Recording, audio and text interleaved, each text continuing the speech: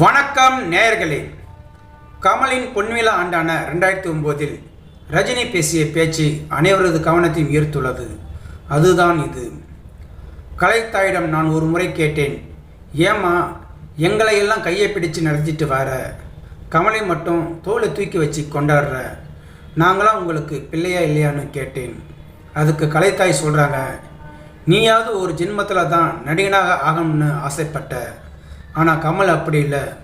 ஒரு ஜென்மத்தில் டான்சர், இன்னொரு ஜென்மத்தில் இயக்குனர், இன்னொரு ஜென்மத்தில் மேக்கப் ஆர்டிஸ்ட்டு, இன்னொரு ஜென்மத்தில் நடிகன். அப்போ 10 ஜென்மத்துக்கான பலன் அவர்கிட்ட இருக்குது.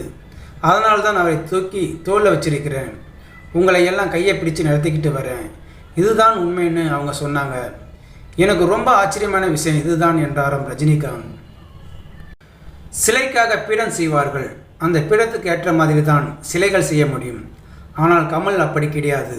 நீங்கள் எந்த பீடத்தில் போய் கமலை கொண்டு நிறுத்தினாலும் கச்சிதமாக பொருந்துவார். ஆனால் எனக்கு எல்லாம் அப்படி கிடையாது. எனக்கு ஒரு டிசைன் பண்ணணும், எனக்கு இதெல்லாம் கொண்டு வரணும், என் ரசிகர்கள் இதெல்லாம் விரும்புவாங்க, என் விநியோகஸ்தர்களுக்கு இதெல்லாம் வேணும், அதை தான் ஆடியன்ஸும் விரும்புவாங்க. ஆனால் கமல் அப்படி கிடையாது. திடீர்னு பார்த்தா 70 வயது கிழவனாக நடிச்சுக்கிட்டு இருப்பார், அடுத்து பார்த்தா காலேஜ் ஸ்டூடெண்ட்டாக நடிப்பார். எக்கச்சக்கமாக பொறாமைப்பட்டவன் நான் தான் ரஜினியே அந்த மேடையில் பேசியிருந்தாராம். கமலே ஒரு நிமிஷம் ஆச்சரியப்பட்டு போனாராம். நிச்சயமாக இது பொறாமையின் வெளிப்பாடு கிடையாது, ஆதங்கத்தின் வெளிப்பாடு. ரஜினி எந்த படத்தை பார்த்தாலும் அது பிடிச்சிருந்தால் உடனே அவங்களை கூப்பிட்டு பாராட்டுவார். அதுதான் இன்றைக்கும் அவரை சூப்பர் ஸ்டாராக தக்க வைத்து கொண்டு இருக்கிறது. இன்றைய 2K கிட்ஸ்களுடன் ரஜினியும் கமலும் மிக சரியாக ட்ராவல் பண்ணி கொண்டு இருக்கிறார்கள். இன்றைய இளம் ஹீரோக்கள் இவர்களை பார்த்து கற்றுக்கொள்ள வேண்டிய விஷயம். அந்த பொன்விழா ஆண்டில் பேசி முடித்த ரஜினி மறுநாள் கமலுக்கு ஒரு கிஃப்ட் அனுப்பியுள்ளாராம். அதில் கலைத்தாய் கமலை இடுப்பில் தூக்கி வைத்துக் கொள்கிறாள். மறு கையில் சிரஞ்சீவி, ரஜினி, மோகன் பாபு, மோகன்லால் எல்லாவற்றையும் பிடித்தபடி நடக்கிற மாதிரி ஒரு சிலை.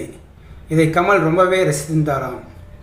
ஸோ நேயர்களே, இந்த வீடியோ பார்த்துருக்க நீங்கள் வீடியோ பிடிச்சிருந்தால் லைக் பண்ணுங்கள், ஷேர் பண்ணுங்கள். வீடியோ பற்றின கருத்துக்களை கமெண்ட் பாக்ஸில் கமெண்ட் பண்ணுங்கள். அப்படியே பக்கத்தில் இருக்கிற பெல் சிம்மை கிளிக் பண்ணுங்கள். அப்போ தான் நான் போடுற வீடியோ அடிக்கடி வந்து ரீச் ஆகும். மறக்காமல் சேனலை சப்ஸ்கிரைப் பண்ணுங்கள். தேங்க்யூ, வணக்கம்.